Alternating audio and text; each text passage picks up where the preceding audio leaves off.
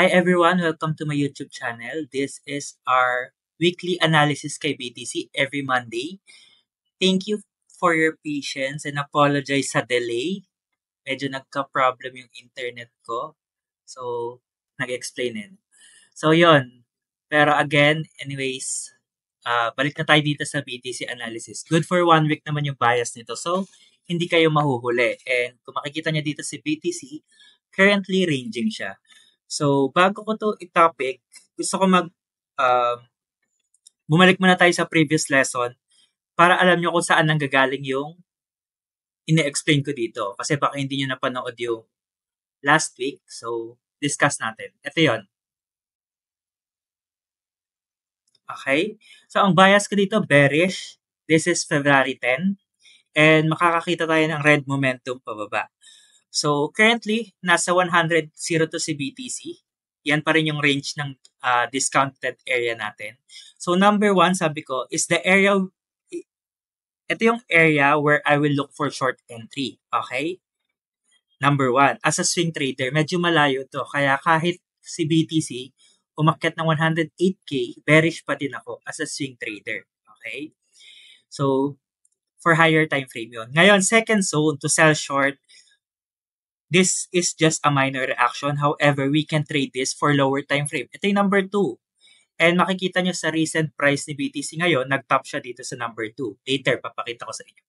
And number 3, if the market top below this area, I just showed you how to position for basic entry. So, kung pumanta siya dito, binigyan ko kayo ng mga long for minor entries. Okay?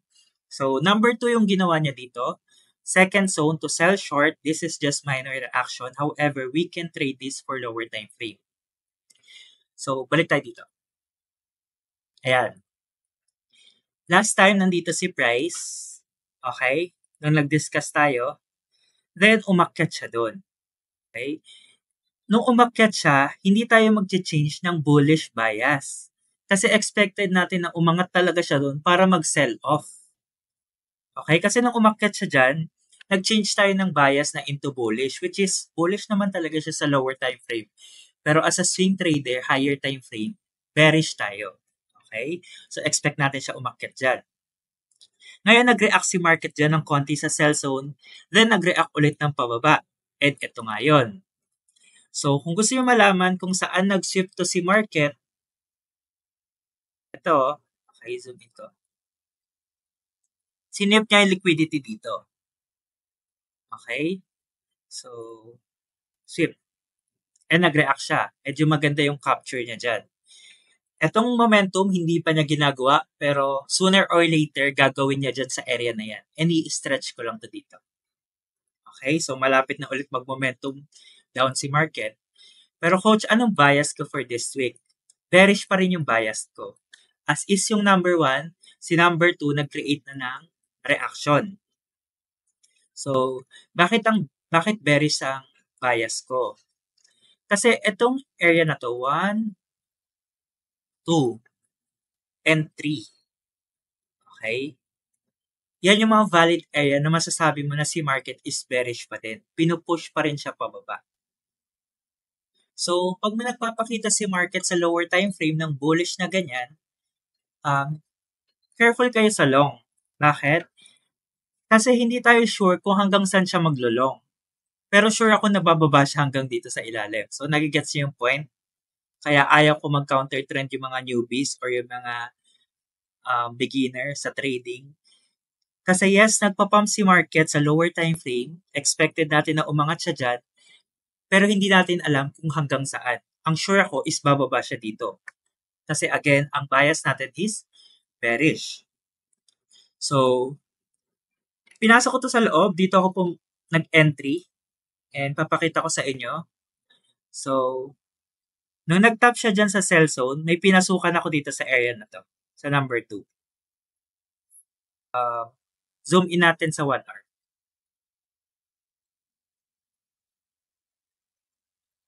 Okay, kinuha ko to.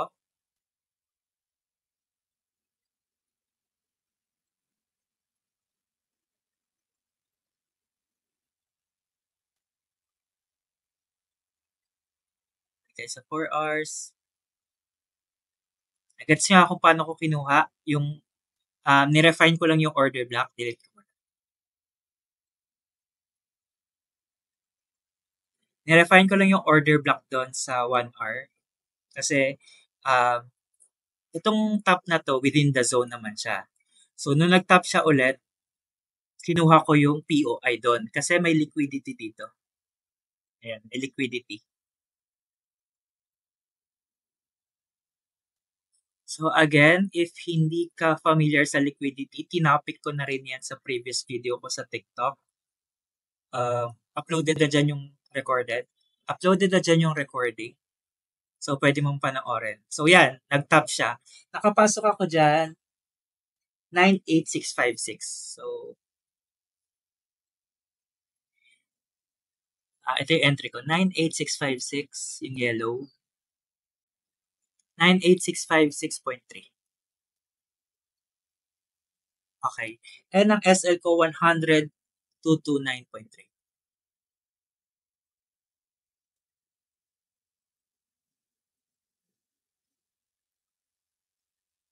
Somewhere dyan. Then yung take profit ko nandito sa 93,670.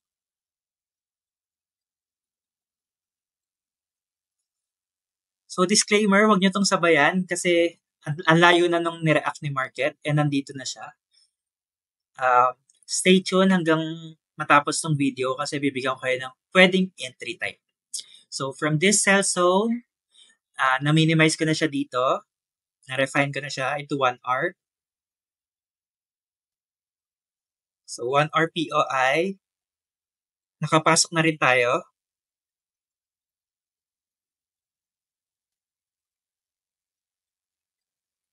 Then next. Risk ko na rin to. Risk ko na rin to. Liquidity itong nasa taas.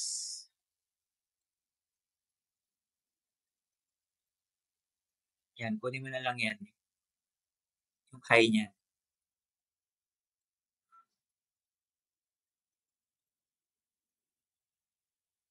Okay. And another liquidity.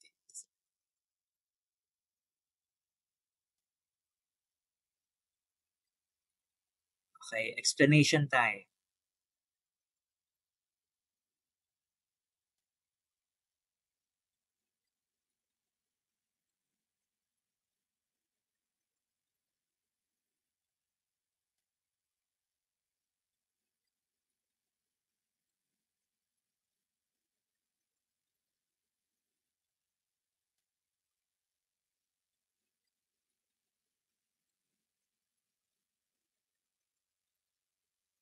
Right.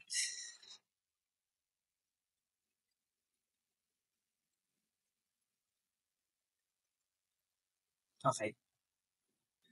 So again, kaya ako nako-corner to si BTC kahit saan siya magpunta. Na-capture ko to. Na-capture ko din to. Dahil alam mo kung nasa internal lang si market or nasa extreme. So papakita ko sa inyo yung pullback nito Ganito lang siya.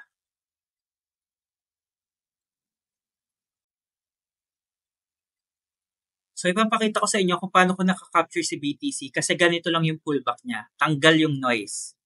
So, first high, baba. Second, and lahat to noise. Ito yung pinaka-valid. Nakasweep. Tapos third. And yung fourth niya is expecting. Okay? From pullback, down, momentum, down, bias ko, bearish. So, lahat ng confluence ko nagko-confirm. What if tumagpa si market dyan sa taas na SL niya ako? Mag-change ba ako ng bias? Bearish pa din kahit umabot siya dito sa POI ko sa taas. Kasi swing trader ako. Kinapture ko lang siya dito kasi nasa discounted area na siya. Okay? So, I'm expecting this red candle dump na mangyari. And it will happen in a few days. Okay? This week, next week, pero bearish pa din. So, again kahit may umaakyat dyan na reaction, of course, magre-react si market. Number 2 yan Laging may minor reaction. Hindi ka mag-change ng bias into bullish tapos target mo 108. or 103 or 110K. Bakit? Kasi nga bias natin bearish. Ulit bias natin bearish kaya short yung hinahanap natin. Chill muna ako magsalita. Grabe, para akong excited. So, yun. So, careful kayo sa long. Doon sa Telegram, nag-discuss ako na pwede kayo mag-long sa mga pinost ko doon na volatile market. Pero hindi ka maglo-long ng sobrang layo ng target or unrealistic. Lalabas ka rin kasi nagka-counter trend tayo. Okay? So, yan. Whether may SL ako dito, papasukin ko lang din ulit yan ng short dito or dito. So, next, paano kayo naman mag-next ng entry? So, number 1 ulit, as is. Number 2, ito yung magandang entry. Okay? Pag sinisip niya yung mga high, ito yung mga high. Lipat ko na to dito para at least alam niyo yung history. 1 and 2. Yan yung mga valid high na pwedeng isip ng market. Hindi ka random na nagpipick lang.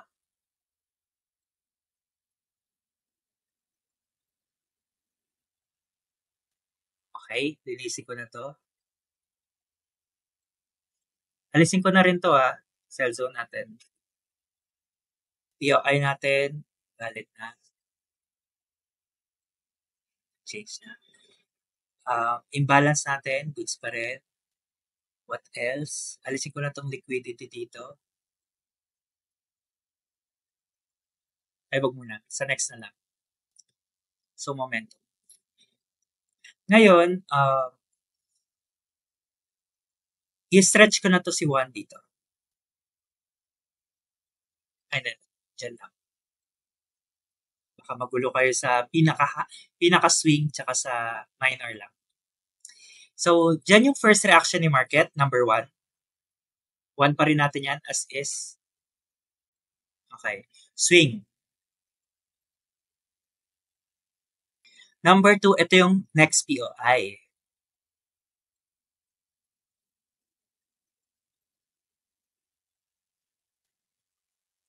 We will look for lower time frame reaction dito sa 1 hour POI.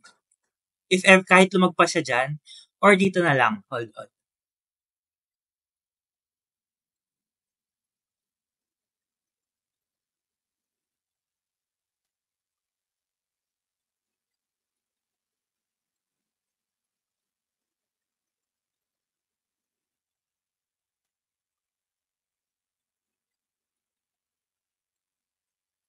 Okay? So, hindi ko na to i-refine pero nasa 15 minutes to. 15 minutes POI. Hindi lang ako magre-refine. But, so, si market, pwedeng mag-reverse dito and pwede siya sa 1 hour. Again hindi eksakto dyan sa 15 minutes, pwede siyang lumagpas. Advance entry, pwede rin siyang lumagpas dito sa 1 hour. Pero still, bearish yung position.